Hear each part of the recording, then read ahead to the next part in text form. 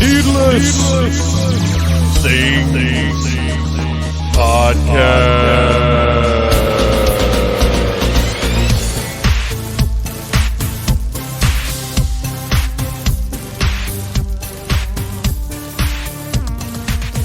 Hey, Phantomaniacs! Welcome to the newest episode of the Needless Things Podcast, where we talk about toys, movies, music, and all manner of pop culture dorkery. I'm your host, Dave, and you guys, I'm still recovering from this Omicron bullshit. I went back to work yesterday and today, and it was okay. I was fine, but I'm still like, my throat gets a little sore. I'm still tired. I'm not as achy, but I'm definitely not 100%. I'm like, I'm probably 70%, maybe, something like that. But I'm back in action. I feel much better than I did last week when I recorded the intro for that episode. And by the way, thank you for your understanding. Which, granted, I think last week's episode was good. Like, I enjoyed pulling the spots from Audible Interlude, or pulling the segments from Audible Interlude to put it together. Like, I stand by that episode. It was a solid option, but it was not what we had planned. It was supposed to be the Needless Commentary, but we will be getting that unless the bottom falls out again. You'll be getting that next week. So this week, working on recovery, drinking lots of liquids, tons and tons of water. I like V8 Splash. V8 Splash makes me feel better. I know it's probably loaded with sugar, but I don't care because it just makes me feel better. Taking lots of vitamin C. I'm done with my antibiotics and my steroid. I still have the super duper cough suppressant that I'm taking, and I'm getting there. But man, this Omicron is no joke, my friends. Stay safe out there. All right, so I've got a few things to discuss in the intro before we get to the episode, which, by the way, how timely is this? I recorded this episode with Mike Gordon this past Sunday evening because we talk about Star Trek toys, and it's something that I thought it would be fun to do. And also, I knew that Playmates got the Star Trek license back, the master license. They got the master license back. So I thought, okay, cool. Well, at some point, the Playmates will probably Toy Fair, which granted isn't happening, but there will still be announcements related to Toy Fair, I'm sure. So I was like, okay, soon enough, we'll hear something about new Star Trek toys. So why not go ahead and do our Star Trek toys episode with Mike? That'll be a lot of fun. And then literally the day after we recorded it, Playmates makes an announcement that 6 days from that day, they will be revealing their Star Trek universe, whatever that is. We don't know what it is. And Mike and I speculate about it on the show.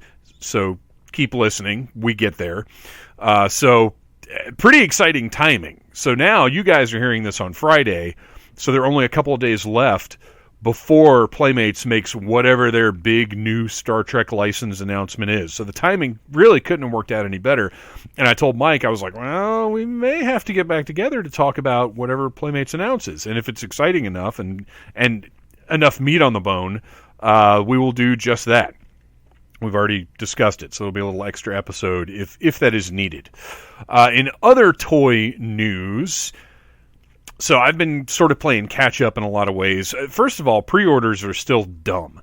Lots of stuff that I'm waiting for. My Andre the Giant as Sasquatch I just got the email saying it's now delayed until April 19th, which is ridiculous.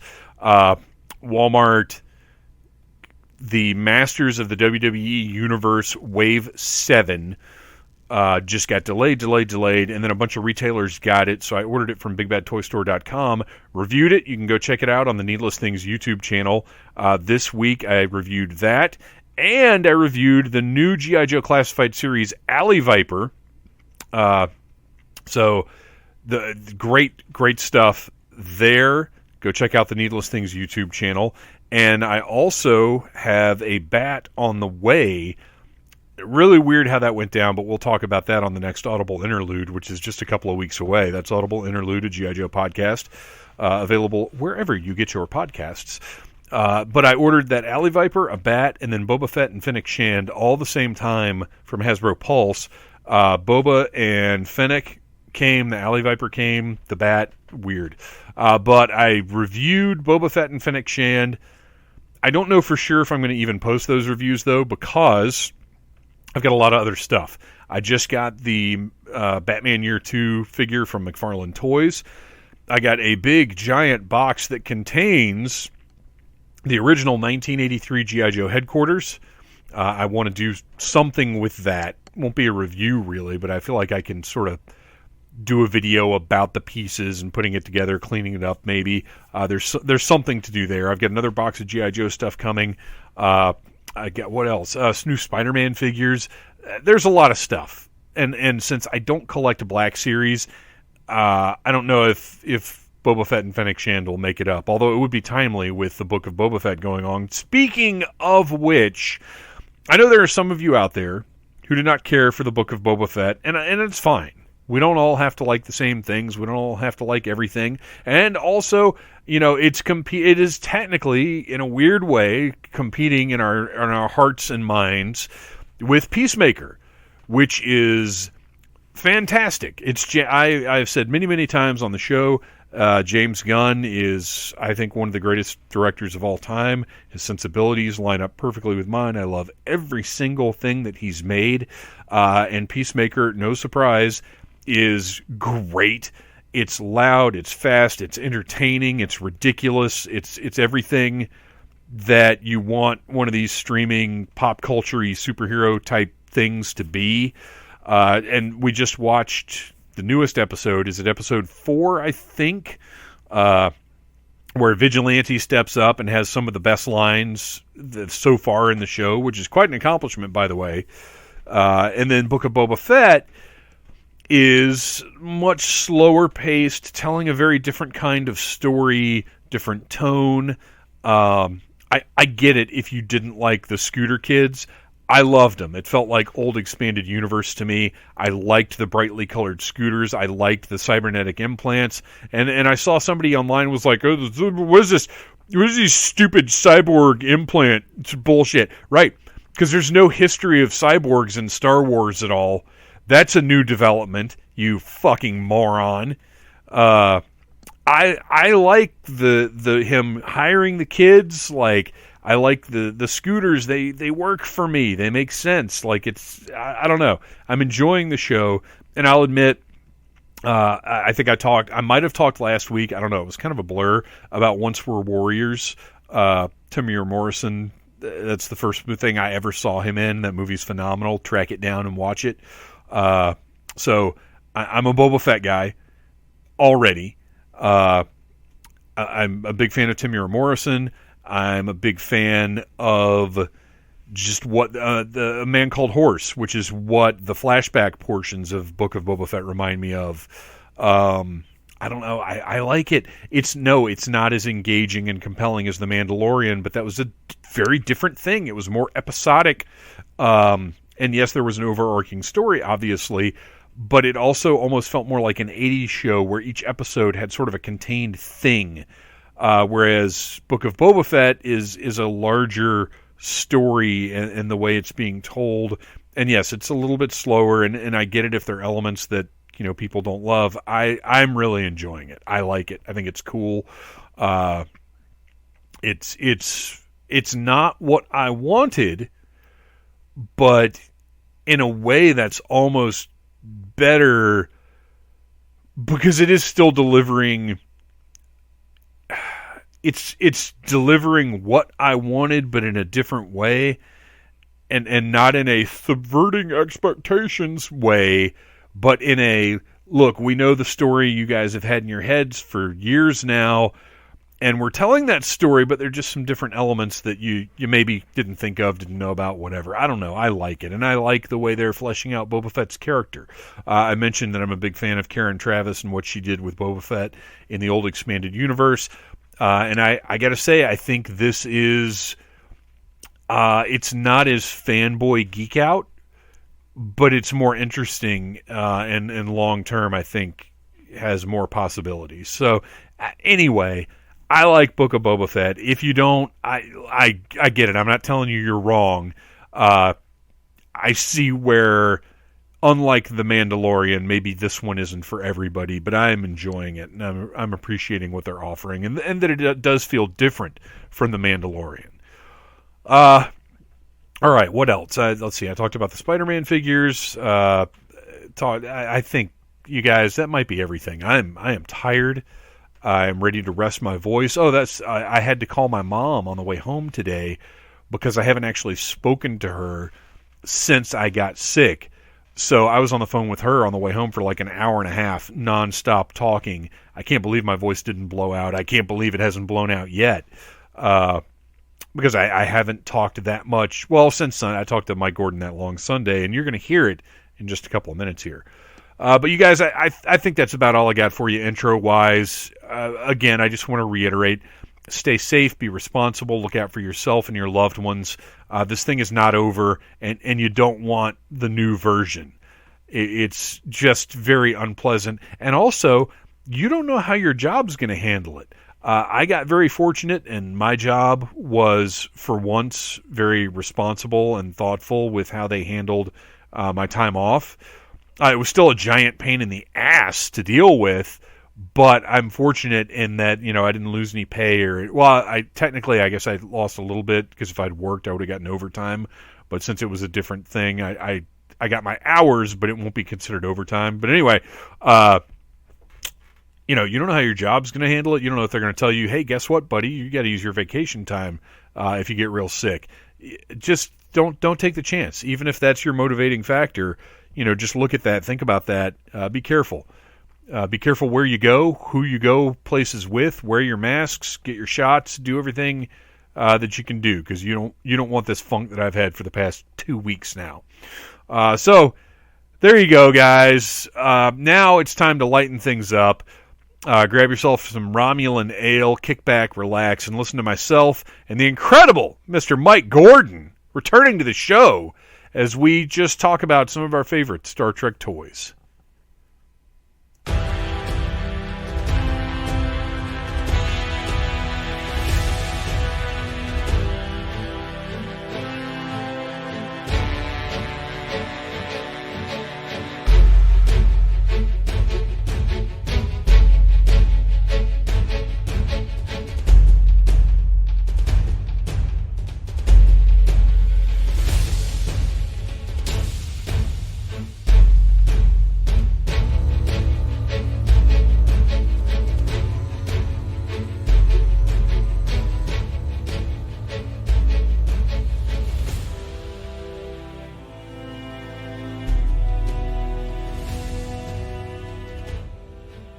We got kind of a special episode this week, something that has been rolling around in my head for a while, and it's a huge topic that we're going to try and break it down into an easily consumable format, I guess. And there's no better fella to sit down and have a pop culture conversation with than our pal, Mike Gordon. Howdy. Thank you for beaming me up into the Phantom Zone. Exactly. Welcome back. Yeah. Well, welcome back to the show. You were supposed to be back a little bit earlier, but we had to change our plans for our January commentary, which is potentially going to become our February commentary, but that's okay. I appreciate you working with the schedule, but tonight, absolutely, we're going to sit down and we're going to play with some toys, but very specific kinds of toys. Ones that we both have an awareness of and interest in, and from one of the biggest and greatest franchises of all time, and that's Star Trek. We're not going to try and catalog the history of Star Trek toys because that would be insane, and because it was done in a very entertaining manner on the toys that made us. But what we're going to do is, you and I have had, different lifetimes with a lot of overlap. And I think it'll be interesting to sit down and reflect on kind of our own personal recollection of Star Trek toys, what has been, what is, and what will be. And what prompted this episode is the fact that Playmates, who had the Star Trek license for a big chunk of time and created probably the most easily recognizable or probably the biggest line of Star Trek toys, they have the license back now. So we're going to talk about that a little bit too as we get deeper into the episode. But where I want to start, Mike, is Star Trek itself. How did Star Trek come into your life? What are your early memories of Star Trek? Because obviously we find these toys when we're a kid. I think we both discovered Star Trek as kids, but probably in a little bit different ways. There are things in my life that I can recall entering my life, then same like when they entered the world. Like along with, millions and millions of people in 1976, 77, saw Star Wars, right? Yeah. And boom, the world was changed. My world was changed. The entire world was changed. But there are other things that have just been in my life all my life. And it's hard for me to pinpoint exactly when they were there. I even looked it up once, and there was an episode of Star Trek when it first ran that aired the evening that I was born. So, oh, really? So yeah. So in 1968, so November 1968. So it was one of those things where it's like, now, does that have anything to do with me liking Star Trek? No, I'm sure it wasn't on in the hospital. I'm sure like my parents were not watching it while they were delivering me or whatever. But it is an episode that I kind of enjoy. So, which I think is kind of funny. But in any case, it's Star Trek's always been there, and I've always enjoyed watching. Obviously it was in syndication when I really got to enjoy the classic series, the animated series, when it was, revived for movies in 1979, I think. Yeah, motion picture. Yep, I was there. And I've always been a Star Trek fan. Now, I will say it was quite common, and hard to believe that, but even pre-internet, the people were quite divisive then. You were either a Star Wars guy or a Star Trek guy, either DC guy, Marvel guy. Yes, even back in the 70s, that stuff was happening. In the 80s, that was happening. But I've always been the kind of guy that's like, I like both. I don't want to go through it in detail, but I will say that, Star Wars has a much better track record when it comes to cool action figures and cool toys.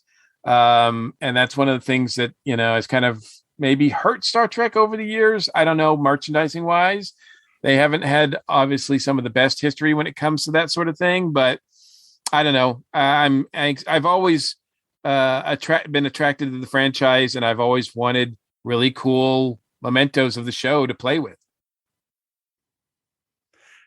Well, and the funny thing is, though, you look at Star Wars as a franchise and as a license, and the history of Star Wars toys, and that line is so prolific. People think of pop culture toys and they think of Star Wars, but I think Star Trek is somewhat unfairly maligned because there is a legacy of Star Trek toys going back to, the 70s. Mm-hmm. And while it's interesting when I was looking back, trying to figure out kind of my first Star Trek toys, what I had,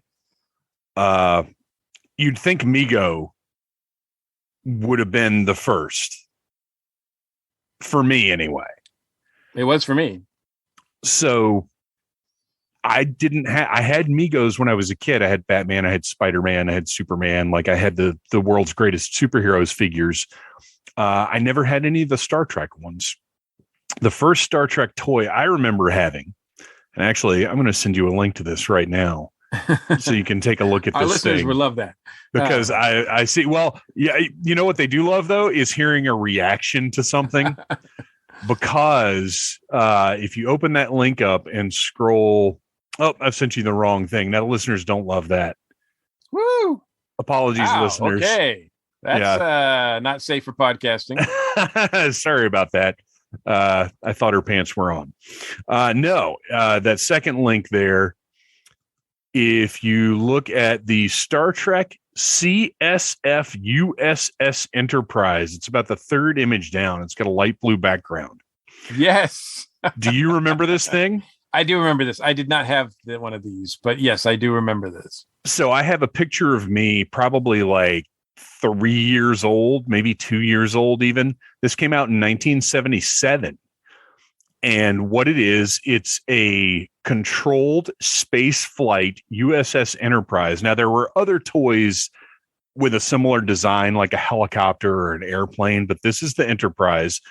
And it's on a weighted arm, and you control the height and the speed with this little wired remote. And you try to pick up little pieces with this Enterprise ship. And there's a fan in the sort of signature circular front portion of the Enterprise that is what raises it up and down. And it's like a game. It's less a toy and more like a game. And let me just tell you, for frustration's sake, trying to Google Star Trek game, all that comes up is video games. Like, you cannot find board games or anything. It was tough to find out what this thing was called, but sure. I got this for Christmas. I've got pictures of me playing with it at Christmas time, like under the Christmas tree. And, I was 2-3 years old, whatever it was. I didn't know what it was, but I had a heck of a lot of fun playing with this thing. And it was before any awareness of Star Trek whatsoever, but that iconic ship, the shape is here. And that right there. One of the best looking ships of all time in my opinion. Oh, absolutely. And we're going to be talking about some starships too. Yeah. Gorgeous. Although I do think, back then it was kind of frustrating because I don't, the technology wasn't there or whatever, that we kind of got shafted a lot of times because other toys were modified to be Star Trek toys.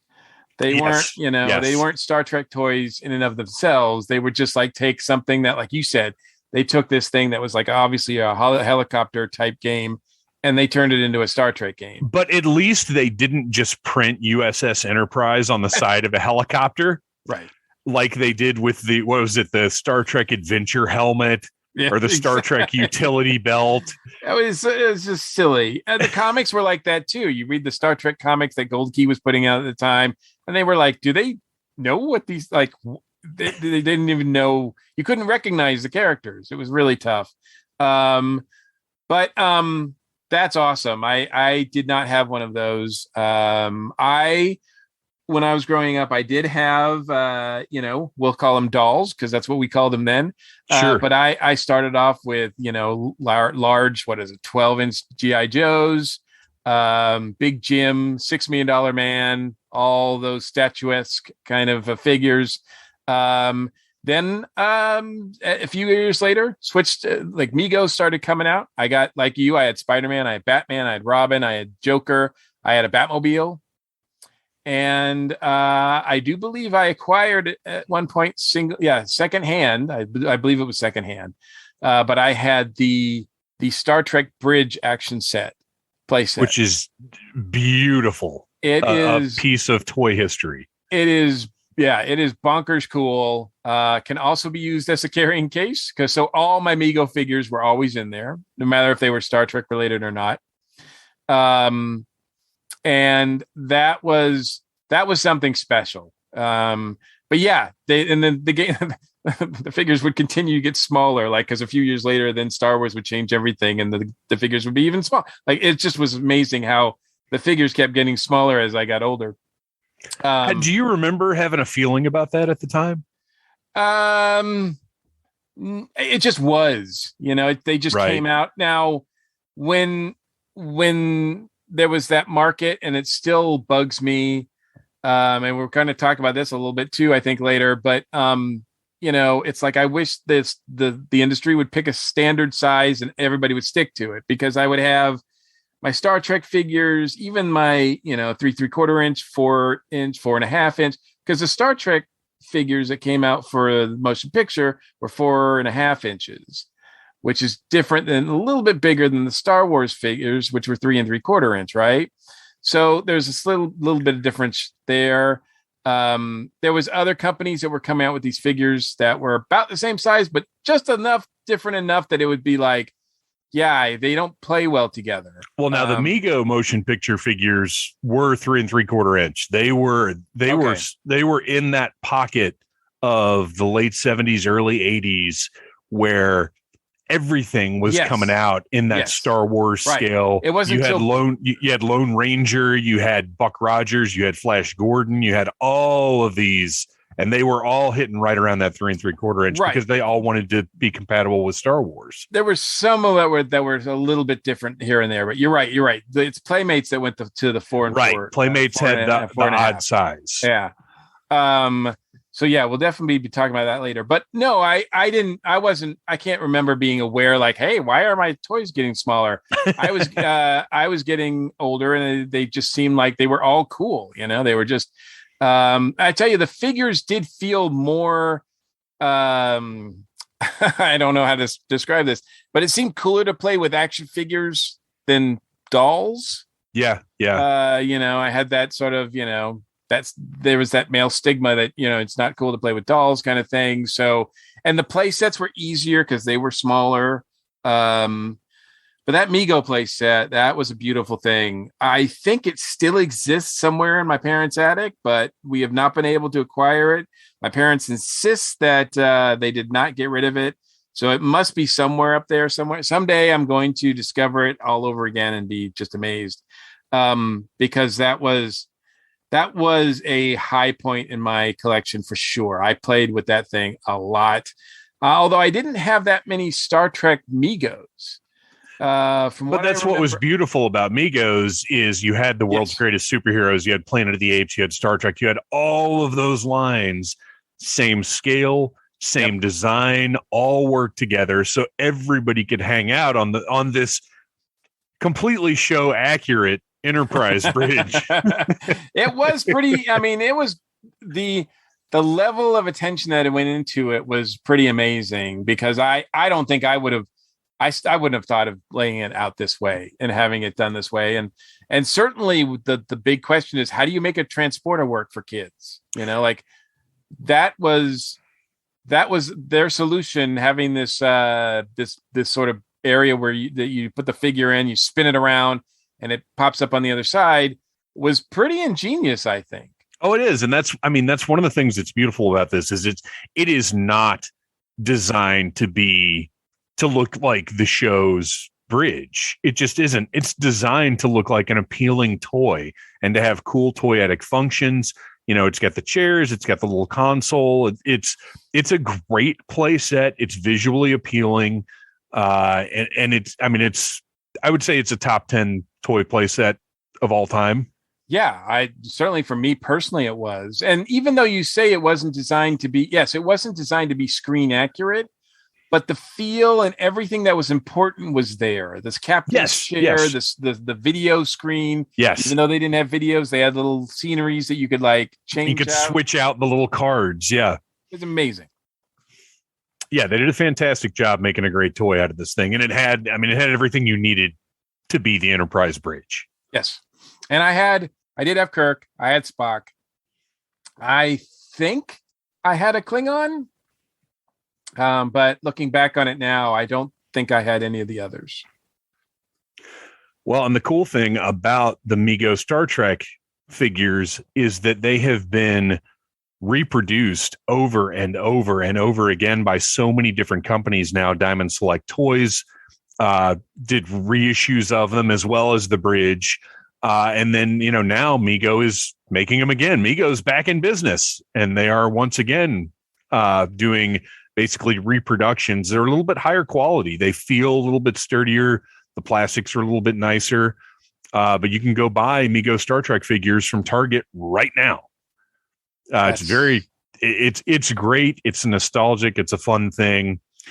And I know they reissued that playset, the bridge playset, a few years ago. Yeah, Diamond Select Toys reissued that, and I'm talking like exact reproduction down to every little detail, because this is, for the listeners, if you haven't looked this up or don't know, it's one of the old school play sets where they're printed cardboard panels, and they're encased in clear vinyl, vacuum sealed together to form the shape of this thing. It's really a neat way of doing toys, and it was much more common obviously in the 70s and early 80s than it's not done now, period. No, but it's a really cool. You can now actually also see a lot of carrying cases where, you mentioned that you carried your figures around in this as well, because it did have a handle on top, and it, when you could close it up and snap it closed. But a lot of carrying cases from the early 80s were done in this same way. So it's a very unique and interesting production process. Alongside, it probably was one of, like I said, it was, to me, probably one of the best toys that I had, let alone Star Trek toys that's ever been made. So we also, around this time, had Star Trek color forms. I think color forms are a toy, and they are a toy. They get overlooked because who thinks about color forms anymore? I mean, I do, because I've recently reviewed Teenage Mutant Ninja Turtles color forms on the Needless Things YouTube channel. Please go check that out. But there were several Star Trek color form sets, and I remember as a kid, they were, kind of the second best thing to action figures. You remember these? I do remember them. I did not have a Star Trek set. I had a Batman and Robin set of chloroforms. And what it was a backdrop that was it was a slick cardboard. It had like a coating on it, and it came with vinyl printed stickers of the various characters and vehicles and whatever else. And the Star Trek one, like, they actually had different limbs and stuff, so you could put them in different poses. But you'd set your little stickers on the background and create little stories using these character stickers. It was a interesting way to play, and very portable. I also want to point out too, I did not, I played with dolls and figures a lot when I was a kid. I played indoors in my room a lot, but I also got outside and played with other kids, and we would play Star Trek and other things. And I do remember having a phaser, the one that is gun shaped, not the one that looks like a communicator, but the one that's like, I can't remember the make, the model, the company, or anything about them. It was pretty basic. I think it made noise when you pulled the trigger, but not accurate to what a phaser would sound. Right. It probably went like, yeah. Or like, sparks or whatever, it had that spinning wheel or something. But I did have one of those. And I don't think I had anything else from Star Trek. I think that was about it. Yeah, I don't remember ever having any role play items or anything. And for me, for Star Trek, obviously the show was in syndication when I was very, very young, and I'm sure I saw it plenty then. But my biggest earliest memories of Star Trek, as far as it sort of being a big thing in my life, was my mom taking me to see the movies in the theater. And the weird thing about it is I don't, with anything that had toy lines, that's a connection for me. Being a child of the 80s, toy lines and pop culture, that's the big connective tissue.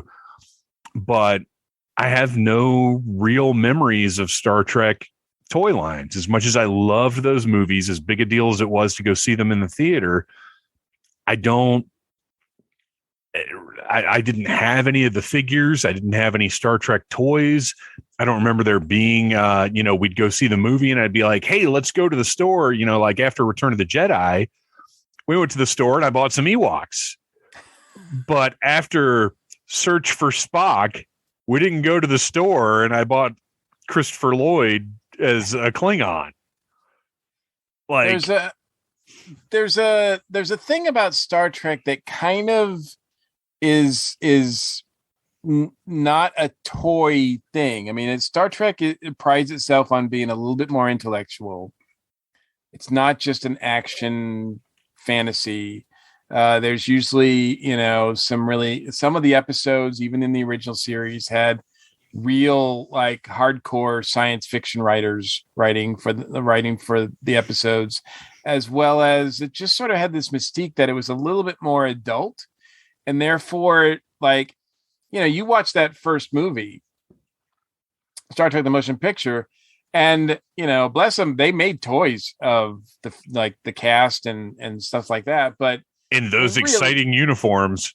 Exactly. Like, I got two of the toys. I still have Kirk and Spock from that line.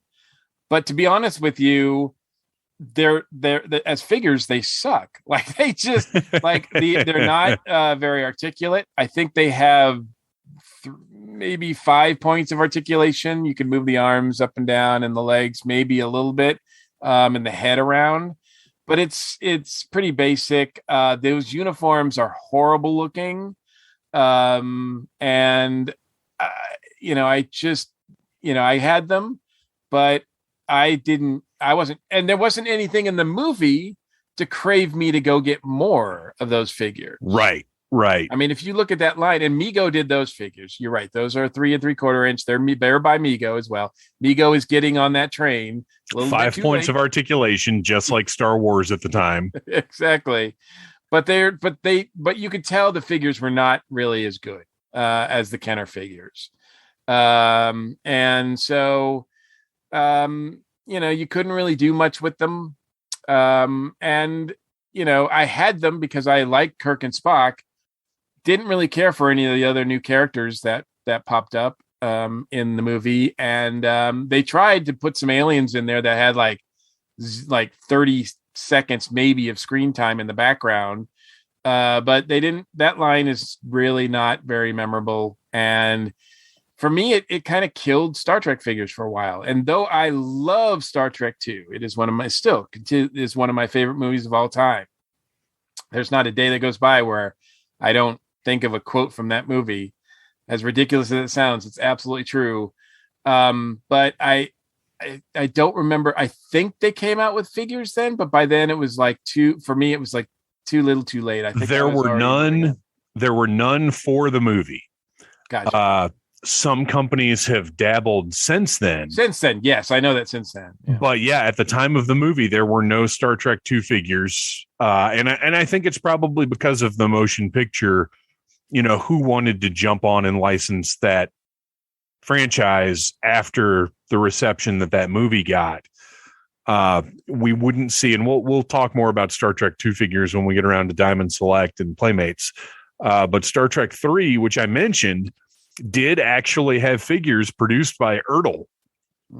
I don't remember these at all.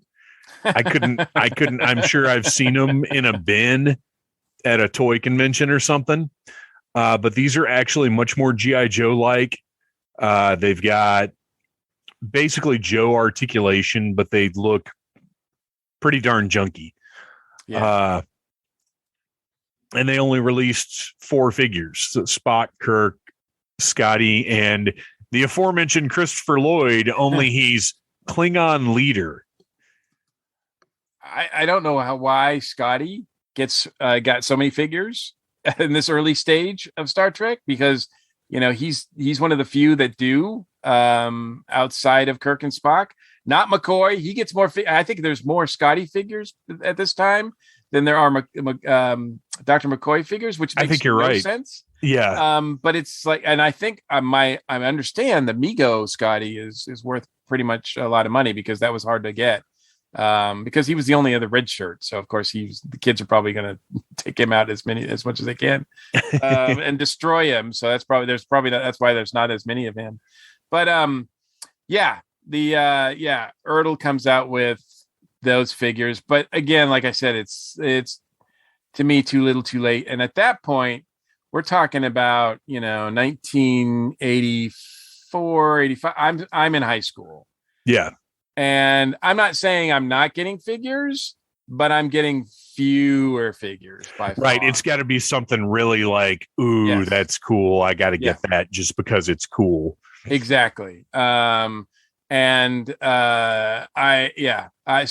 this time, I'm really selective when it comes to what if I'm going to get any figures at all.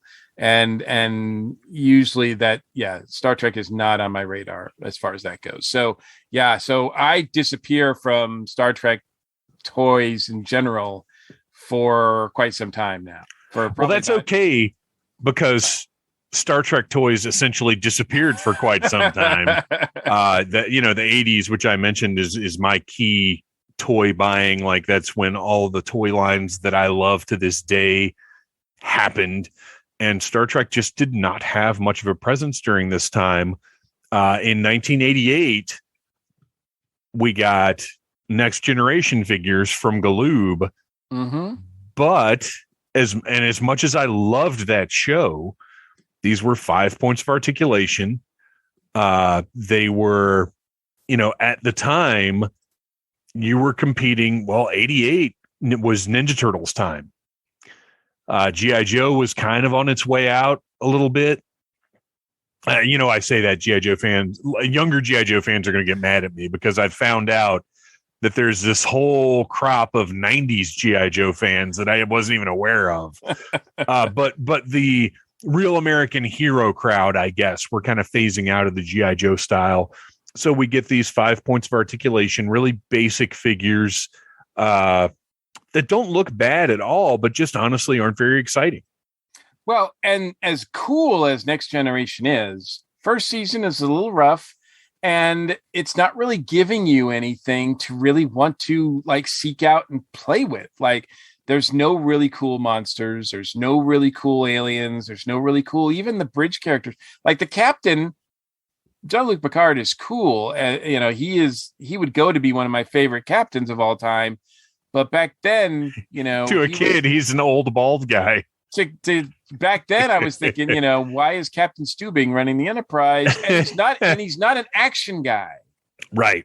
He's not a guy that you're going to play, and have kick ass with a bunch of your other figures. He's just not that guy.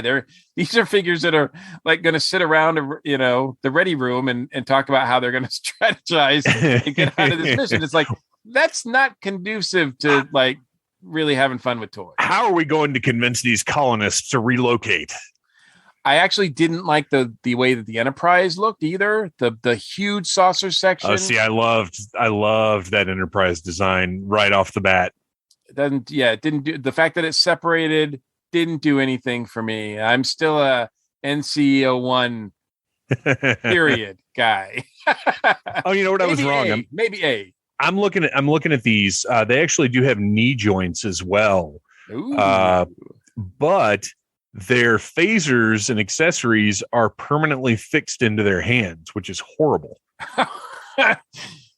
Yeah. Especially for a federation that prides itself on shooting only when absolutely necessary. Right. But I get it. You got to have something in there to appeal to a little bit of action. So that's kind of the next big thing we get, or that I remember getting. Like, I remember actually seeing on pegs. And then in 1992, the revelation happens. Playmates Toys, who have the biggest toy franchise on the planet at the time with Teenage Mutant Ninja Turtles, gets the master license for Star Trek and starts their own Star Trek The Next Generation line. There are two things that happen here that made me go, woo. Maybe I need to look at Star Trek toys again. One is Playmates comes out with these wonderful looking, fun looking toys. I'm sure we're going to talk about more of those details, but the other thing that happens that makes me go, oh, I got to get to see if there's any toys of this, is the Borg are introduced. When Q-Who comes out, the Borg are introduced. I looked at that and I was like, I want one of those. Yeah. I want one of those. It's for the first time, Klingons, there's some cool looking aliens for sure. But the Borg was like, I got to have one of those. And so I made it a point to get every single Borg figure I could that Playmates would put out. And that's a really good point. I think the Borg have got to be probably the most toyetic characters that Star Trek produced, as far as just looking at a type of character and thinking, man, that would make a cool action figure. And it bears out because over the history since 1993 of Star Trek toys, the Borg are in every line. They have had their own line, the Assimilation line, that featured different alien races as Borg. They're definitely always a highlight of the line. And, as you say that, I've got 2 Borg. I don't have my Star Trek toys out now because I just don't have the space for them. But I've got 2 Borg figures standing right over here, just randomly out. I am not too far away from a couple of mine. Let's put it that way. I've got a lot of them. I had so many of them. I've got most of them boxed up in the garage, unfortunately. But oh man, even to this day, even though I haven't seen probably a few of them in years, I'd be hard pressed to get rid of them because they're so, like, Playmates did such a good job of making them look like ones that you want to have on your shelf. Now, I will say at this point, I'm not opening packages. All of the Borg figures that I bought from Playmates, that I've ever bought from Playmates, are all in the original packaging. Well, those could net you a solid $27, Mike Gordon. I did buy other Playmates Star Trek figures as well, but I was really focused on the Borg line. Well, let me ask you this, to go back to when this line launched. I did not care for this aesthetic at first. Well, we talked about the size thing. I could see where the 4.5 size height would make a difference because, if you're going to put them next to your GI Joes, next to your Star Wars figures, and have them interact, it's not going to look good. Well, at this time, I was more collecting than playing, but because these look, I feel like they take a little bit of form from the Teenage Mutant Ninja Turtles line, only in the way that the humans looked in that line. They're not as super deformed, but they're also not realistic looking figures. And I think initially that put me off, but there came a point, and we'll get to it in a second, where I kind of got it. And I was like, oh, okay, I do like this. Yeah, I understand what you mean. Yeah, they're not, again, screen accurate, but there's something about it's kind of like it's kind of like seeing a comic book adaptation.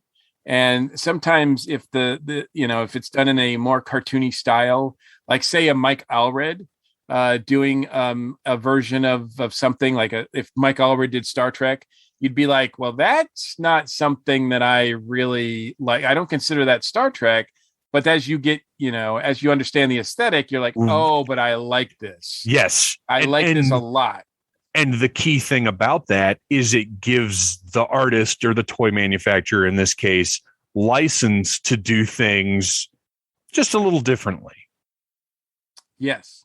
Do you now see, I wasn't aware of I was not on the Teenage Mutant Ninja Turtle train, so I knew that there were figures, I knew it was a phenomenon, et cetera, cartoon and all that, but I did not know that Playmates sort of made both. And do you think that's why they chose the size that they did? Yes, because these were supposed to interact with that line of figure. I don't know that they necessarily had that interaction in mind, but this size was Playmates' wheelhouse.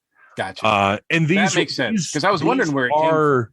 These are more articulated than the Ninja Turtles figures were. These are more realistic than the Ninja Turtles figures were. But as far as the scale, it's definitely, I think, what Playmates designers were comfortable with. And, when you are dominating toy aisles in the way that Ninja Turtles were, because with this line, the great thing about this size is it's larger than G.I. Joe. So to a kid, it's like, oh, this is a bigger figure. That's interesting. But you still have the option back in the 90s anyway for vehicles and play sets and other things. So this scale is not so large that it prices out those options. Because, from the late 70s, thanks to Star Wars, up through the 90s, vehicles were a critical component of action figure lines. Mm-hmm. And of course, with Star Trek, it's a little different proposition because most Star Trek vehicles are these massive starships Right. that aren't really going to interact with the figures. But then that's where you get the option for like the bridge playset, the transporter playset, the shuttlecraft. So there were a number of, interactive vehicle and playset options as well. So this scale still worked really well for that. And like I said, I do think it's just that's what Playmates was comfortable with. Yeah. I also have to give them credit too, because the packaging looks very, it sounds silly to say this, but it looks very bright and well designed and welcoming. Yes. Which I always thought that's what Star Trek should be. And it kind of represented what Next Generation was, which is a sort of like beacon of hope that that Star Trek, I believe, at its core should always be. Well, it's brilliant because rather than going with kind of the gray tones that were related to most Next Generation merchandising at the time, like if you go and look at VHS box sets, it's like all black and gray, right, with the logo. Here they've taken kind of the warp design and put that purple and that yellow and created really, like you said, bright, vibrant, eye-catching packaging. The top has that cutout of the dish that just it grabs your eye. It's great looking packaging, and you can see everything. You can see the figure. You can see the tons of accessories that come with the figure. Just really, really gorgeous packaging. I think I'm glad you pointed that out because I think it's an underrated aspect of this line. And then on the back, they'd have the cross sell that tells you everything else that's available at the time. It's got the, in the 90s, any action figure that came out had a biography on it or some kind of file card or whatever. So that's on the back to give you the background of the character, a little bit of the story. Really, really beautiful packaging on these. Absolutely. Yeah. Yeah. I and they seem to be producing figures that, that just made sense. They'd always come out, like you said, every line had a Borg. I find it interesting that I think the very first Picard that they came out with is the one with the jacket, which is like, he's a little bit more action, like I'm going on an away mission Borg, Picard, rather than like I'm sitting in my ready room. But you've got pretty much the rest of your bridge crew. Again, not very uncommon for there to be not very many women. So, Troy gets a figure. I think it's going to be a while before the Doctor gets one, but but the other female characters are just going to have to wait because it's just not, at this time, it's not a thing yet, right? Well, but they did make their way through. We got Crusher, we got Commander Sela of all people. Yes. Eventually, they got we got a Guinan figure. They made a point of including as much female representation as was possible at the time in toy aisles. They put out, but speaking of McCoy, they put out old McCoy before they put out any more. Anyway. Well, but that kind of made sense. They did true. Scotty and McCoy because they both appeared on the show. Right.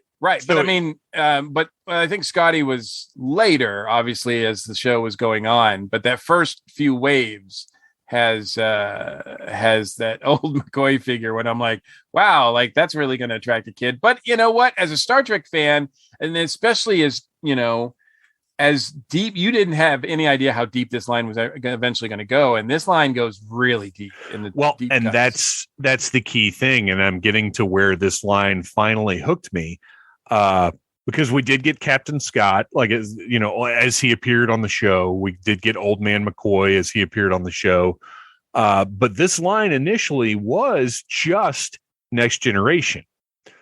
Where they got me. And I'm trying to find the listing here. I had it pulled up, and now I don't know where it's gone. There we go. I believe it was 96 is when they expanded and started incorporating other elements of Star Trek into the line. And they released a box set of the original crew. It's a big box, and the interior of the box is shaped like the bridge of the Enterprise. It's got the captain's chair kind of cut out cardboard, and to me, they changed the aesthetics just enough so they didn't have like the goofy stances anymore. They stood more upright, because a lot of the earlier waves, they had kind of the action stance or whatever. Like everybody looked like Riker trying to sit down. And I saw this box set and I had to have it because I love Star Trek. And at this point, particularly, I was really, really into the original series, and there just wasn't that much stuff out there that seemed cool to me. You know, there were tons of things around, but to have a set with the original crew, like all complete, this just really appealed to me. And I asked my mom to get it for me for Christmas, and she did. So that it wasn't until then. And like I said, I think it was 96 when this came out. It wasn't until then that I got into the Playmate Star Trek line. But then once I did, it was all over. Yeah, I could see that. And I think, it's around that time where you're right. They're starting to mix and choose from, because at this point there's Star Trek Next Generation, there's Deep Space Nine, there's Voyager, there's classic Trek to pull from. And they're just picking and choosing whatever figures like they want to do. It doesn't even seem like some of the choices are some pretty deep cuts, but I have to give them a lot of credit. Now, of course, I'm still interested because they're still coming out with Borg figures. You've got the Borg Queen coming out at this point. There, you've got 7 of 9 is just hit. So now she's got figures. So I'm getting those.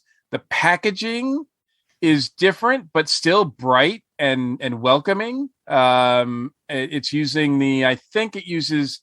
Well, it's a different font depending on which show it is, right? So yeah, they've got a lot under what is essentially the motion picture logo, but they use that as kind of a catch-all for a lot of stuff because they've got a Jean-Luc from Tapestry on that card.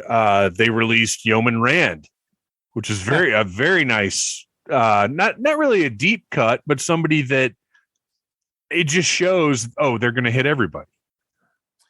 Yeah, and to the point where I think by the time that the Warp Factor line comes out, which I think is 97, 98, you've got some of the figures that they came out with the Captain Benjamin Sisko and Jadzia Dax from Deep Space Nine, but in their Trial and Tribulation, so in the old school uniforms.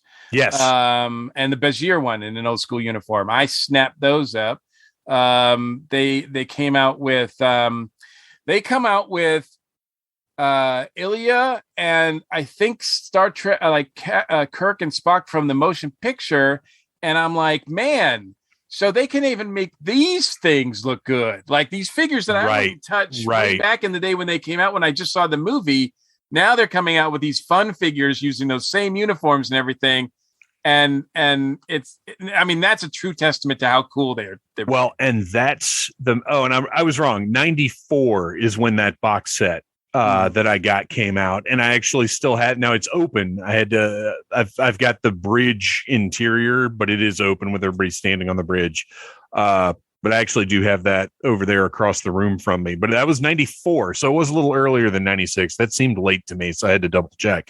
That's the magic, though, of an expansive, well-curated toy line.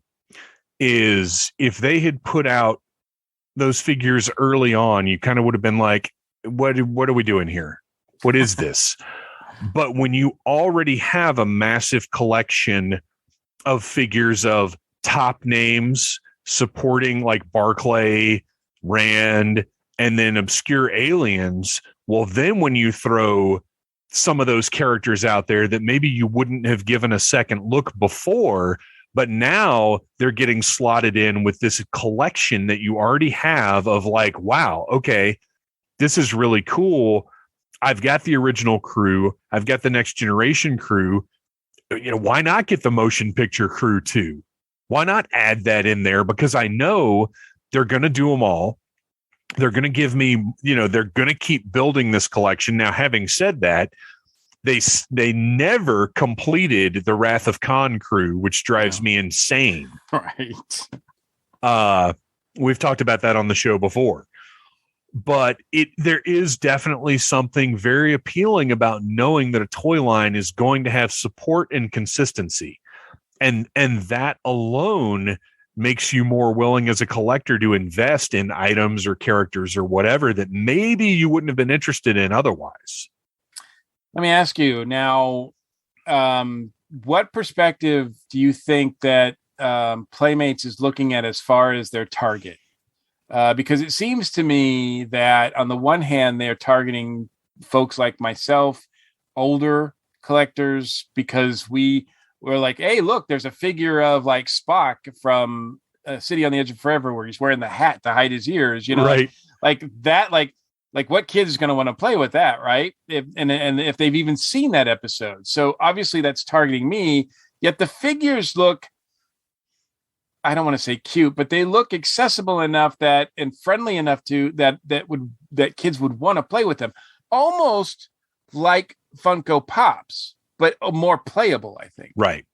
Well, that's the magic of this line. And I think that's why this line succeeded so well is Playmates did something that I don't think any other toy company has ever done with quite as much success. I would say that Funko's reaction line, because I don't consider Pops toys, Sure. Funko's reaction figures probably came closest, but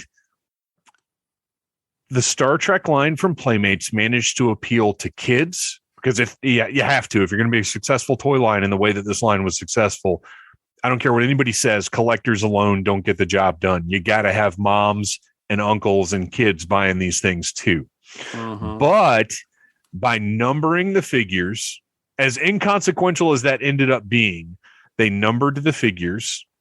They did deep cuts. They did special collector sets like that bridge set, or like 2-packs of the captains, or the transporter series, or just they managed to cater to collectors and to kids at the same time. And it was a matter of offering enough things that seemed exclusive and special for collectors, but also having enough volume of product on the pegs at all times so that every time a kid went into the toy aisle, there was product there, and there was some new character, some new alien, some new thing. And the balance of the line had to be very difficult to get as well, because you've got to get your Kirks, your Spocks, your Picards, your Rikers in there, but you've also got to get enough of your Ferengi, your Cardassian, your Klingons, because those different aliens are going to keep those kids coming back. So I don't think it can be overstated how impressive it is that from 92 to 2000, 8 years, Playmates played an incredible balancing act with this line in keeping it in stores and keeping it successful. And it was fun. They were doing fun things. I mean, you mentioned the vehicles, and the vehicles, were great. I have a Deep Space Nine that I got from this line, and it looks so great. Good. It's right up there on my shelf. And it's great. It's for the adult in me is like, that's a cool design. That looks like a badass station. I want to put that on my shelf. And the kid in me goes, I love playing with this because it makes all sorts of noise, right? Like it makes all the sounds and everything like that. And I'm like, and all of their vehicles were like that. And then they also did these bonker things like the what was it called? The action line, the Strike Force, where they have these little tiny, like they're tiny figures. Oh yeah. And they had these like you could get a Borg pack. So it'd be like all these tiny, like these were smaller, I think, than Hero Clicks. These were like they're really small. Yeah. They're similar to like Mighty Max or something like that, yes. Where it would be like the vehicle opens up into a little play set, right? Yeah, but in the case of the Borg, they have this they call it a Borg temple, but it's just a giant Borg head. Yeah, that you just open up and put like your figures in, and it opens up to a play set and everything like that. It's just like, it's so much fun. I mean, that's that's just guys having fun with toys.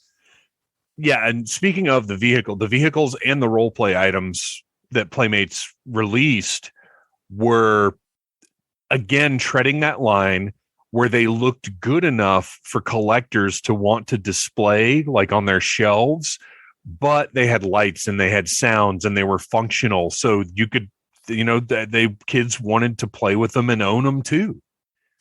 The one thing that was kind of crazy was that they were, I think another thing they were doing, they were spreading themselves very, like they were throwing things at the wall, right? They had their main line, which is 4.5 inches figures. But then they also came out with 6-inch figures, especially for First Contact. Yeah, that was a misstep, I think. But I ended up getting a Borg, and they also had another Warp Factor series. They had a Borg with a spring firing arm. That was 6 inches as well. They had the 7-inch line, which I got a Space Talk Borg, like a talking Borg figure out of that.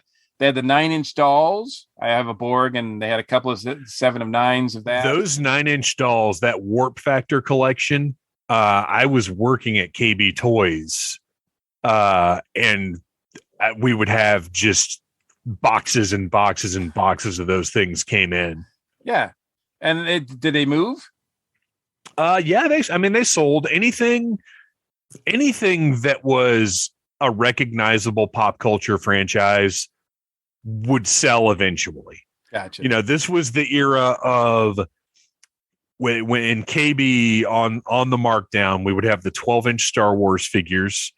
We would have the Kenner's Alien and Predator figures, Toy Biz, the 12-inch X-Men, like all of that kind of, like there's this weird, I could do an episode about KB closeout toys and like what was sitting in the store at any given time.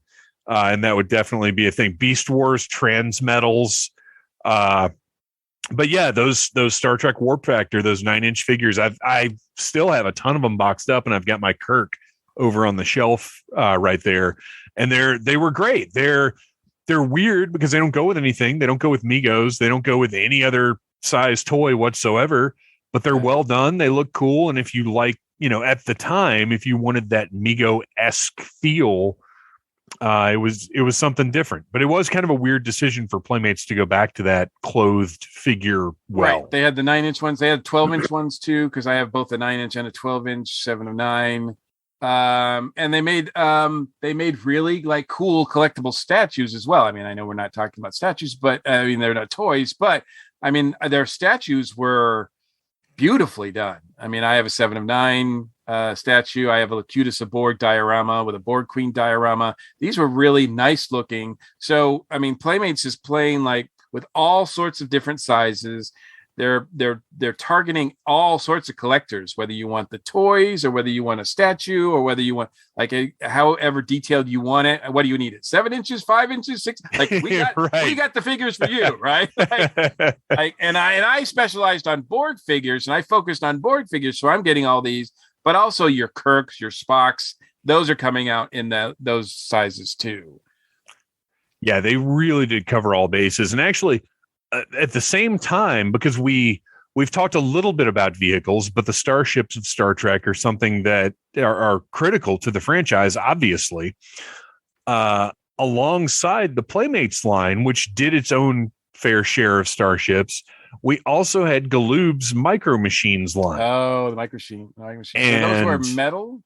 No, they're just plastic. Okay, just gotcha. Plastic. Just tiny little vehicles. They're not to scale with each other, but tremendous detail, great value. A few years ago on eBay, I got a 20 pack of vehicles for $10 or something, just because I wanted some Star Trek ships, because I've got, we'll talk about them in a minute, Diamond Select's Starship Legends line. Is pretty much the top notch there, but I just wanted a bunch of Star Trek ships. I just wanted to have them, and you can get all these Galoob Micro Machines dirt cheap. You can find them mint in box, which you can with most of the Playmates stuff as well. Like if you're interested in a Star Trek collection, you can get so much of what we're talking about from the 90s for nothing. Right. That's absolutely true. Heck, I mean, even if I remember, if last time I checked, even if you want to get that Mego bridge playset that we were talking about, that we all both think is one of the best toys of all time, you can get that for even boxed. You can get it for only like maybe just a little over $100 on eBay if you just are patient enough. Or the reproduction is the same thing. So if you don't care about it being the original, you can track one of those down too. Although I think the reproduction is actually going for a little bit more than the original, which is I think so too. Really bizarre. But I will say this, as we mentioned earlier in the show, Playmates does have the license back. And as we know, toys and collecting are cyclical. Even though Playmates are dirt cheap right now, that market is ripe for a boom. And the type of thing that can start a boom is the company getting the license back. So for the listeners, especially if they're going to put more figures, reintroduce more figures in the same size and line as those original ones. And I think that's how we're going to have. Well, there are two more things I want to discuss before we get to that. But I will say real quick, if you are at all interested in Playmates Star Trek, get on eBay, get on Mercari. I prefer Mercari at this point in my life. Go to your local toy show safely, get vaccinated, wear a mask, for goodness sake. Start buying up your Playmates stuff now, because I think it is entirely possible that after all these years, now might be the time where those prices start going up a little bit, especially on specific or limited items. But before we move on, we got to talk a little bit about Diamond Select, who kind of held it down from 2002, as far as I know, until now, with a variety of different offerings. They actually had a pretty massive collection of figures, and I don't want to just dump on them, but I never particularly liked these. I don't have any of those. I don't have any of even the Borg ones, the Assimilation line. They also did an Unleashed line, I think, too, or was that was Art Asylum? I think that was Art Asylum, yeah. But yeah, by that time I was kind of done, and they didn't look good enough for me. That wasn't attractive.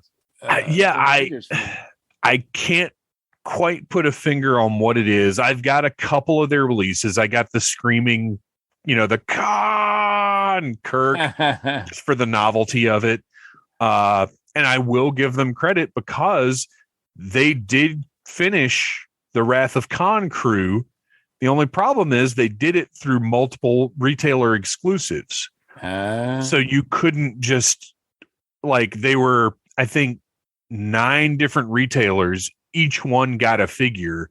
And this is at a time when you didn't just jump online and order whatever you wanted. There was huge shipping involved. You had to time it right. It was a pain. It was done in such a way that I don't really count it as completing the crew, because your average consumer can't get their hands on it.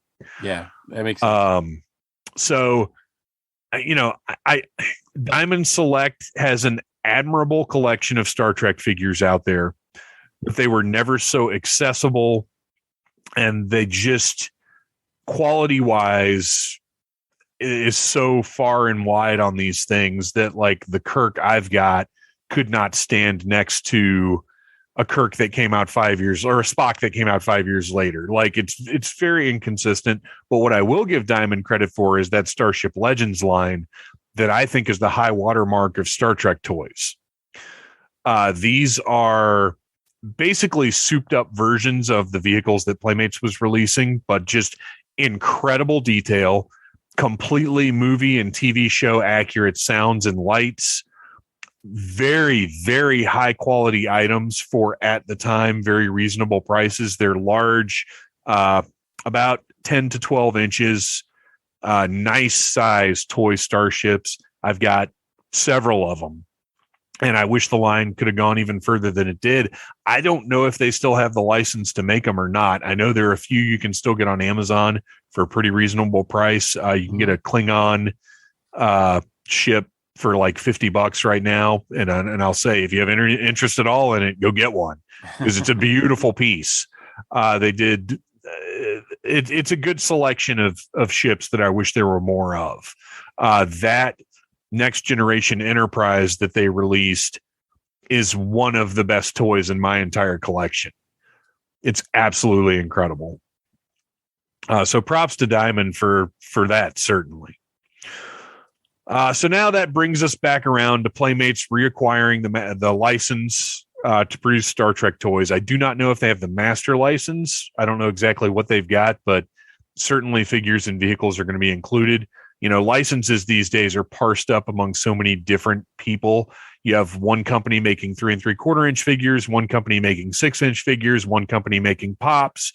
So there's no telling exactly how it's going to break down. And I do have to mention real quick, 2009 Playmates did get the license back for the movie, but we all know how that went. That toy line just dead in the water. Now, it's going to be interesting too, because Star Trek is different now. Yes. Playmates is back, but it's a different Star Trek.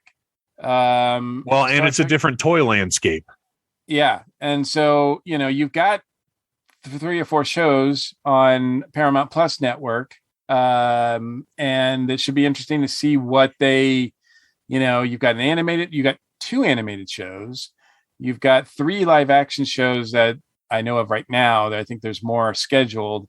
And plus the movie line isn't completely dead yet. So you've got like all this weird sort of things happening with Star Trek, exactly like what they have the license for. And whether or not that's going to include any old stuff and all that stuff those are big questions. I can't imagine they would have gone after the license if it did not include movies, television, pretty much everything. Right. Well, that's the way it should be. If you get a license for Star Trek, you should get a license for Star Trek, everything. Right. Although that, as we, well know, that's not exactly how it always works. Right. But I mean, our kids collectors, kids, whatever, are they going to want a Kirk figure, or, are they going to be looking more at exploring like Discovery or Prodigy or, Lower Deck? What are we looking at here as far as what they're targeting and where they think the audience is? So here's what we have. Playmates regains the toy rights to the entire Star Trek franchise. So this is, everything is fair game as far as this goes. So, and you raise an interesting point, is that we've got the kid oriented series. So do they do a kid based toy line? Is that their entry point? But I think the central thing people are going to be looking for is a 6-inch Black Series Marvel Legends type line of figures. I feel like that's, it's obviously a viable thing, because you go into any wall and Toys R Us doesn't exist anymore. Or I guess it does in like 3 locations in Canada, but for all intents and purposes, it doesn't. But you walk into Target, you walk into Walmart, and what's selling are those 6-inch scale action figure lines. And I think Playmates has to get into that. I hope they get into that. The question is, how do you do it?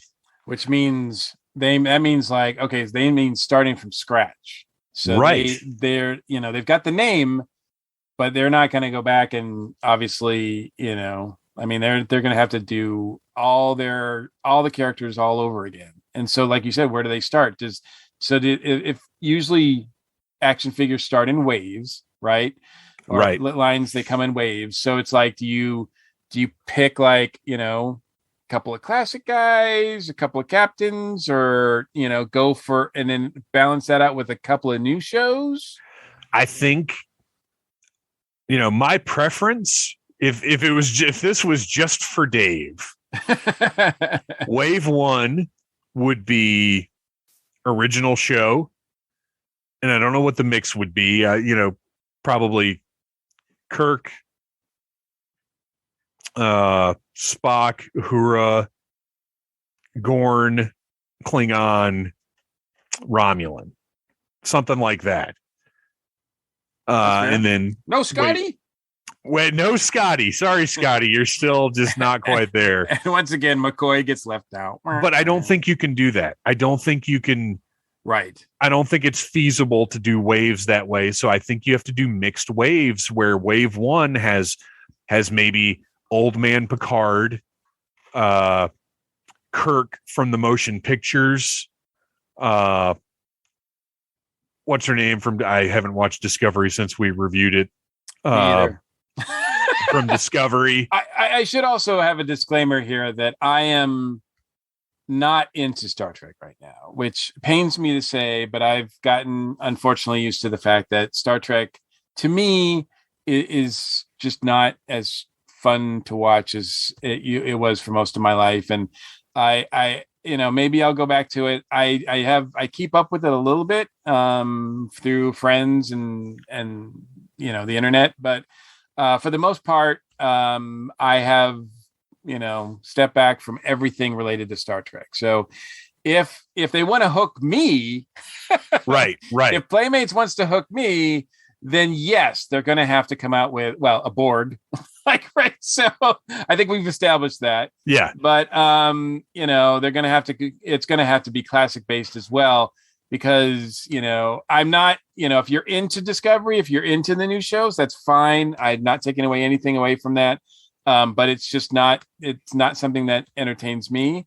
So that's not going to do anything for me. Right. Well, and I think that's where they have to do a very similar balancing act here, where they have to recognize that there are fans who are going to buy every classic Star Trek thing that they put out and don't care a bit about anything that's going on with Star Trek right now. And then there've got to be, and I know this is a hard thing to discuss because we're both old dudes who don't understand anything that's happening now. There are people who probably love Discovery and Picard and Lower Decks and really don't care as much about the old motion pictures, the original crew. That fan has to exist out there. Absolutely. For us, it's hard to imagine, but they're out there. Somebody's keeping this stuff going. Look, I know some people love Enterprise, love Voyager. Yes. There's a Star Trek for everybody out there. It seems like. So yeah. And certainly there's things for, I always, a big red flag for me is when someone says, I never really liked Star Trek before, but I really like this movie or I really like this show. And I'm like, okay, that probably means I won't like it. Right. Because that's, you're looking for something different in Star Trek than I was. So yeah, I can't I can't tell them it would be a good idea to just, focus on the classic stuff because, that's not promoting the here and now. I think you're right. The line has to have, you have to have Discovery folks in there. You have to have from the Picard series, right? You have to at least do that. And then, yes, mix that in with your Kirk and your Spock and, old school type stuff. So I'd like to see it pull similarly, like you said, to the way that the Star Wars Black Series. I don't collect Star Wars figures, but I must admit, if there's a figure that comes out of a character that I like, no matter from what movie, prequel, whatever show, I'll, I bought Thrawn as the last Star Wars figure I bought because I'm a big Thrawn guy. I like the books. I like his appearance in Rebels. When we get a live action Thrawn, I'm going to be over the moon. So the Black Series did a good thing. They made a Thrawn figure, So I was thinking about what Star Trek figures could Playmates come out with. Similarly, as long as we look at that 6-inch kind of Black Series format, right? Which, and by the way, these have got to be good. They've got to be on the level of Black Series. They cannot be, because Playmates has, they have some 6-inch scale Cobra Kai figures out now that are trash. Oh. They don't look good at all. It shouldn't be too difficult to get some people who have worked on Black Series or Marvel Legends or whatever in the past and get them on this line. You can't put out these trashy looking, because and the cartoony ones aren't going to work for me anymore either. So, Right. like, I mean, like if they want to do that for the Prodigy line, if they want to do a special line for kids, Yeah. targeting for kids, like I'm all for that. Go ahead and do that. You can even mix in some classic characters with that too, kind of like retro of the old Playmates with that line. But I mean, yes, what I'm really interested in is like that, like you said, that 6-inch detailed. Not Mezco does their own things. They did a Kirk and Spock, and they're fine. Like that's right, great. right. That's But a different thing, though. You need to do something that's a little bit more affordable for me. We're right? talking about, I mean, this is mass market retail. It's what it needs to be. It needs to be up to the quality of what's on pegs right now, and it needs to pay respect to Star Trek and the great rich lineage of that franchise. And I think, just thinking about, imagine, look at the Black Series figures that you've seen. Look at that Thrawn. Imagine an original series Kirk done with the same level of care and detail. Yeah. Yeah. I mean, just that simple figure, just with the green shirt and the black pants, but with that level of attention. How Absolutely. fantastic would that be? I couldn't turn that down in a lot of ways. Now I wouldn't need to get every character. Sure. I would not go whole hog, especially if they're mixing like the new stuff with the classic stuff. Yeah. But like to your point, so I was trying to think of, all right, so if Playmates came out with that style, what figures would get me to be like, okay, I'm getting those. I'm going to pre-order those. Oh, that's a big thing for me. Yeah, yeah. I get like 5 figures a year. Like that's and that's a lot, right? So, what figures would I like? Now, I'm going to skip the obvious choices like the Kirks, the Spocks, sure, and even the Borg, because I'm like, that's a no-brainer for me. We all know how we all get your Borg feelings at this point. So now this one is probably the most popular character that I have on my list, but the first one is Khan, and Wrath of Khan. Now both of them would be great. Sure. The one from Space Seed, as well as from the Wrath of Khan movie.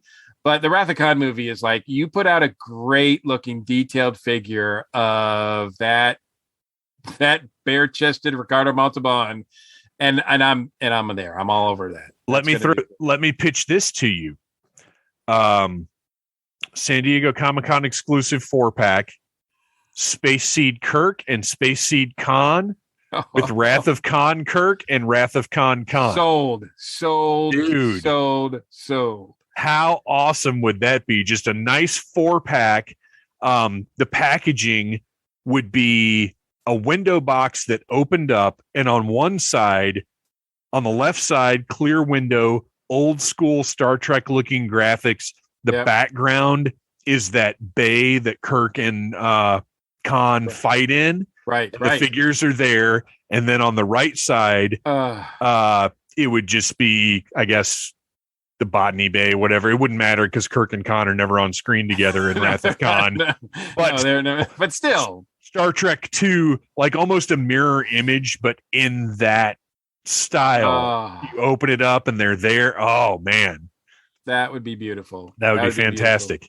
Yep. I definitely would go along with that. The others I thought of more obscure, but there's a couple of figures that I think visually would look really cool and characters that I've always liked.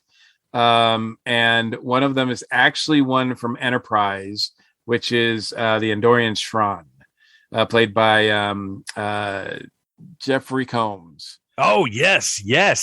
Look, I like Thrawn. I have I like blue guys, right? But the original Andorian that was introduced in Journey to Babel back in the classic series. Yes, I'm a geek. That's why you're here, Mike. That guy's name is Strass, and he's a cool looking guy, but he's a little too colorful. And I would be interested in that as well. But Shran from Enterprise has this nice black suit. And he just looks like a badass. Much more menacing. He would be great looking to put like right next to my Thrawn, actually. Like that would be Like if when you said, and they came close actually, the Diamond Select one version of him is not a bad looking toy. Not a bad looking figure of Tron. I would not mind having that one as well, but this one has to, this one is Black Series. So that one I'd have to do. And the other one I was thinking would be cool just because I love the look of her was from Star Trek Beyond, Jayla. Oh yeah, absolutely. I mean, visually, she just looks like a figure. Yeah. Who doesn't want to have that figure? That whole movie had a lot of really toyetic elements. It's a shame that it didn't have the benefit of a toy line to go with it. It didn't produce any toys. Well, it didn't produce much of anything, really.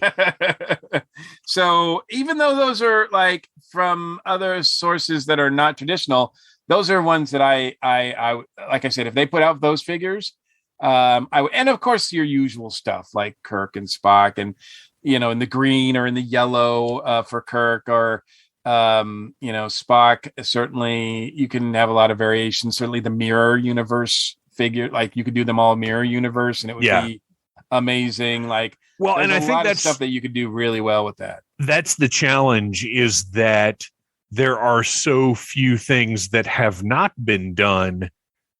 And that's where I think the quality of this line comes in, where it has to be the best Star Trek figures we've ever seen. Yes. At mass market retail, because otherwise what's your paying Mezco prices. Yeah. Otherwise, what's your reasoning for getting them? And I think right out of the gate, Playmates needs to show big time support. We're just a few weeks away from when Toy Fair would have been. It's been canceled. And I'm sure all of the vendors have alternate plans in place. Playmates, I would imagine, had a big Star Trek presentation ready. I don't know how they'll handle that now, but we'll know in a few weeks, I think. I think they need to come out of the gate strong, because I can't tell you how important it is to a collector to see we're going to support this brand. We have long-term plans, and we are going to, again, strike that balance of toys for collectors. So I can't even throw a fantasy lineup out there, to be honest. I thought. My one big want, one of my big toy wants of everything, not just Star Trek, is I want that the movie uniforms. Right. I want those so badly. I want a full set. I just, that's one of my number one toy wants. And it's just not out there. But then alongside that, lots of fun possibilities. Let's get Kirk Thatcher's likeness and do the punk on the bus with Spock. Like, let's do some fun stuff that hasn't been done before. You can't tell me, again, that would be an exclusive, but you can't tell me you package that punk on the bus with his radio with Spock in the robe, and that's not going to sell. Sure. Everybody's going to buy that. Everybody's going to buy that. So there are a lot of fun possibilities. And I think if Playmates is as smart as they were before and has been watching the toy industry, which they have for the past 2 decades, I think there's some really fun possibilities, and I think there's a good sustainable line. And I am curious to see, because retro toys are such a thing now, we've got the retro Star Wars figures are happening. Hasbro is doing those small Marvel figures that aren't really based on anything that ever existed, but are still retro style figures. The retro Ninja Turtles, the retro Ghostbusters, like all of these reissues. I wonder, the Playmates Star Trek toys, like we said, are the prices are so low on those. There's zero demand for any kind of reissues. Mm-hmm. But I do wonder if there are possibilities related to that, because you've got to think that if they did maybe special, like if they reissued that bridge set that I've been talking about, I think that would appeal to people. Wow. I think they could do a straight up reissue of that. Just, call it an anniversary set or put it in, a little nicer packaging or something, which granted, the packaging was very nice anyway, but if they just reissue that with the figures, I think it would sell. Yeah. Oh yeah. Yeah, absolutely. No, I'm talking about the original crew bridge set that I got. Oh, right. Okay. Gotcha. That play set, the next generation bridge play Yep. set, Yep. that thing would be like $400 if they put it out now. I'm not even kidding. I'd have to start a I Kickstarter for don't. that. Yeah, I don't think that's feasible. But I think if they did Crowdfunding. that, I think if they did that set of original series figures, I think that would sell. I think there are some possibilities to use that retro style, but they've got to be careful about it. But it could be a part of igniting interest in this new era of Star Trek toys. I'll be very interested to see what Playmates decides to do. Yeah. Well, I mean, I obviously there must be somewhat of a, interest in it if Playmates is willing to do it. So, because certainly they don't have to. They're taking a bit of a risk because it doesn't seem like necessarily a no-brainer. No, it's not. It's going to be difficult, and it's going to take a lot of careful planning and calculation. And look, as of right now, Star Trek is not the most visible brand in the world. Far from it. Well, it's still out there though, and I think it's, I mean, I know a lot of people are watching the new stuff. Yeah. And it is, it is captured a lot of people. I mean, so I don't, it's not like, it's not a dying franchise by any means.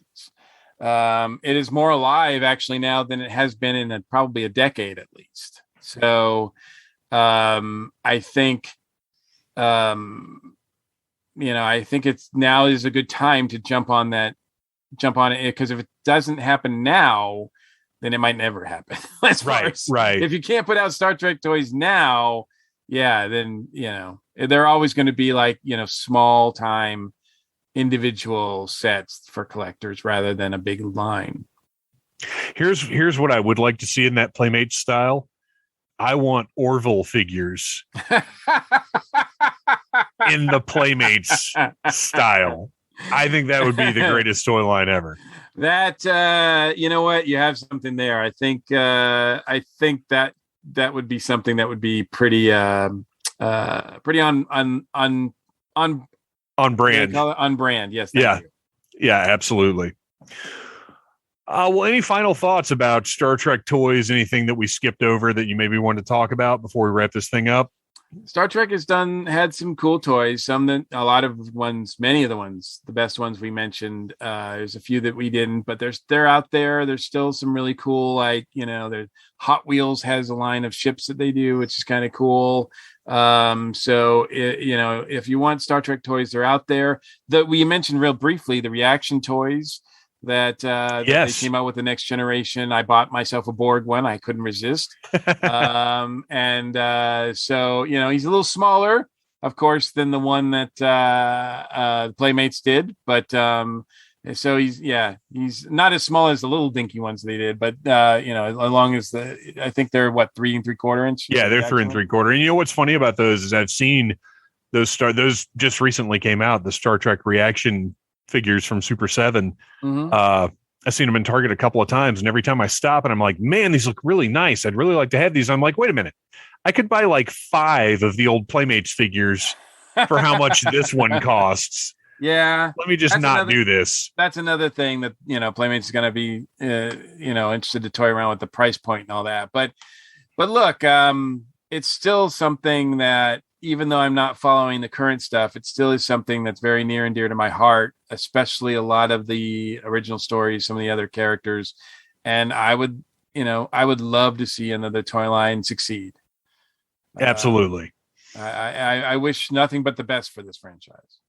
And it'll be very interesting to watch and see what Playmates does over the coming years here. I hope they've got some cool stuff planned. I think they do. I just hope they look better than those Cobra Kai figures.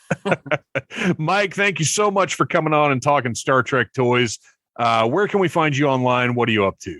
As always, it's my pleasure. It's great to be back in the Phantom Zone. And you can find me on my newlegendmike.com is my blog. You can also find me on Earth Station 1 every week. We do a lot of other shows. Dragon Con Report is starting up pretty soon, so stay tuned for that. But yeah, you can find me. I'm out there. I appreciate it. I appreciate it a lot, man. All right. Thanks a lot, man. We'll talk to you again soon. All right.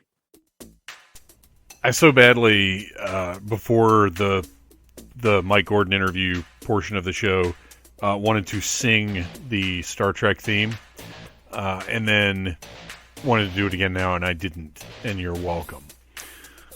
Thank you for listening. Please keep an eye on Playmates Toys on Instagram, and of course on Needless Things Podcast on Instagram, where we will share everything that Playmates announces about whatever Star Trek universe ends up being. Hopefully, at least a portion of it is what we discussed, that 6-inch Black Series style line. Hopefully the quality is nice. We will find out, and we will keep you informed. You can also join the Needless Things Podcast Facebook group. There are 3 questions you must answer in order to join the group. They are very easy, basic questions about human decency and about life, the universe, and everything. So answer those, join the group. Feel free to come in and share ideas and thoughts and whatever else. But two things. No reaction videos. I'm just not a fan. And no, don't share toy reviews from other channels of things that we're gonna review, which I realize is a little bit of a tough call, because who knows, Needless Things reviews anything. But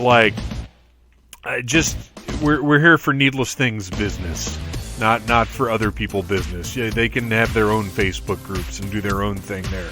But I mean, news, thoughts, opinions, stuff like that, or if you have your own review of a thing, that's fine. We like that, because we love you guys. You have been listening to a Needless Things podcast. You can follow Needless Things on Facebook, Twitter, Instagram, and at needlessthingspodcast.com. Love you. Mean it. Uh-huh.